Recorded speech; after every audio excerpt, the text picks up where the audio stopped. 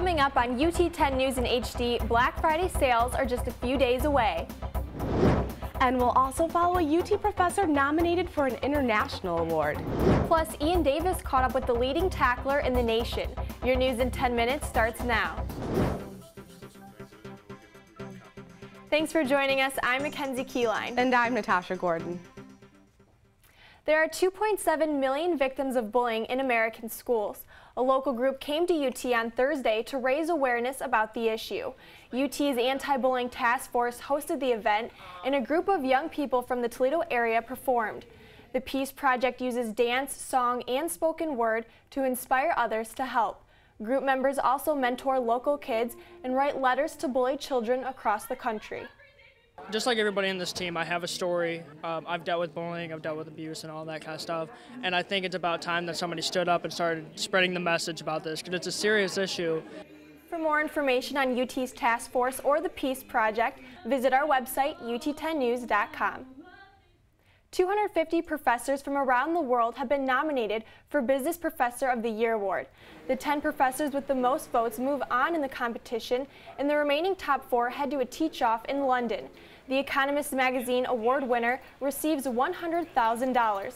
UT's own Dr. Clint Longnecker is in 8th place with over 1,200 votes. Even if it stopped right now, to be recognized as one of the top 10 business professors in the world, I mean, that's humbling. And for the University of Toledo to be mentioned out there would be awesome. Online voting continues until November 23rd at businessprofessoraward.com. Over 147 million people are planning to shop this weekend, according to the National Retail Federation survey. And I checked into some stores that are starting their Black Friday deals a day early. The Walmart on Central Avenue opens their doors at 8 in the evening on Thanksgiving Day to offer deals like LG Blu-ray players for only $38. Target on Monroe Street will also unlock their doors on Thursday. Starting at 9 in the evening, shoppers will be able to purchase movies for as little as $1. While some shoppers feel that these early deals are beneficial, others feel that Black Friday shopping should take place after the Thanksgiving holiday. Thanksgiving is supposed to be about family and friends coming together, and shopping is kind of making it a little bit more commercial. The National Retail Federation predicts that holiday sales will increase 4.1% from last year. Thanks, Natasha. There is no better time than Black Friday to get the best deals on electronics. People are already lining up to get their hands on the latest gadgets. Most of the savings are going to be on TVs, laptops, tablets, and gaming systems. Best Buy will have 60-inch LEDs on sale for only $199. Walmart and Sears will also have hot door busters, such as PlayStation 3s for $199. On Black Friday, you get the best deals on television, so I'm here to get a brand new flat panel, hang on my wall. Black Friday sales begin as early as Thursday. For the complete listing of store hours, go to our website. UT continued to honor veterans during National Joining Forces Week, which ended on Friday. The week was created to spread awareness of veterans at universities. Last week's activities included an open house for students and faculty to get to know veterans at UT. There were also seminars on the medical campus about veteran-specific issues like post-traumatic stress disorder. The biggest challenge we face here at the University of Toledo, and frankly across the country, is just an awareness. You can't really tell by looking at someone that they are a veteran, and all veterans have different experiences.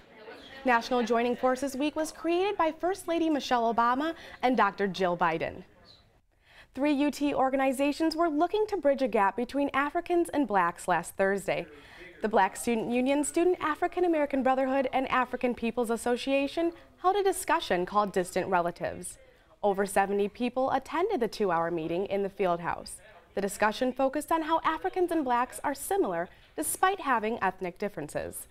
Coming from an African background, I think this meeting is very important. My mother is actually African American, my father is African, and I noticed tensions between our two families just being both black and African. This was the first time all 3 groups united for a cause and plan on joining together for future events. The Toledo Crash are a football team raising awareness about disabilities. Rosalind Munez was at the game. Over 20 people gathered at the Health Education Building on Saturday to watch a different style of football. President of UT's Recreational Therapy Club, Emily Link, explains why she helped coordinate this event. Because I think sometimes they're overlooked and kind of looked down upon, but they can do great things just like everyone else. Nick Hyman, a Toledo Crash football player, explains why he participated in this one-hour game. Great opportunity for people with disabilities to have fun with people with disabilities. The Toledo Crash defeated UT's Therapy Club 64-28. Toledo Crash will play again on April 14th at the Rec Center in their 5th annual game against the UT football team. I'm Rosalind Muniz for UT 10 News. With Thanksgiving only days away, 11 international organizations celebrated a harvest festival. Reporter Jamie Pettis was at the event on Thursday. More than 200 people attended the festival inside the Student Union's auditorium. Each organization represented their country by serving traditional food, wearing native clothing, and playing music. Vice President of ISA Chao Wu says the festival is a great way to bring UT students together. International Village, I think it's a good opportunity for the local students get to know them and then get to know their culture. Students could vote for their favorite booth based on 3 categories. The Japanese Student Association won Best Food, the South American Student Association won Best Entertainment, and the Filipino American Association won Best Decoration. If you would like to get more involved with ISA, visit them on their Facebook page at UT ISA. For UT 10 News, I'm Jamie Pettis.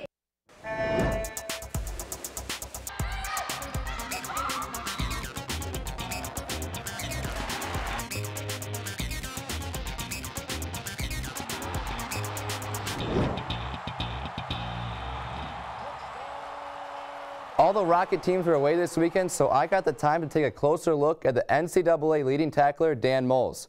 But first, let's head over to Savage Arena to see how the men's basketball team is getting revved up for the season. The men's basketball team ended their season last year 19-17, making it to UT's first postseason since 2001. Despite the slow 0-3 start, the Rockets are picked to win the MAC West. Senior Dominique Buckley says the team feeds off the crowd. Toledo always has a big crowd, and it's always good to come here and play the game in front of that big crowd and to see the faces on the other teams when they come over here. You know, it's a great environment to play in.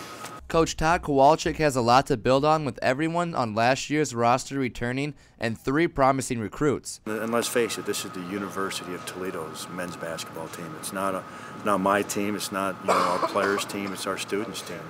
We want to have as much ownership with the student body as we possibly can. The Rockets will be looking for their first win against the Samford University Bulldogs tomorrow at 4:30 in Fort Myers, Florida. You hear the name Dan Moles a lot during UT football games. After all, he is leading the nation in tackles with 132 in the season. I got the opportunity to talk to the man behind the helmet. Dan Moles is a force on the defensive side of the football and is shown through his stats. Moles has been playing football since as long as he can remember, all starting in the backyard with his biggest influence, his dad.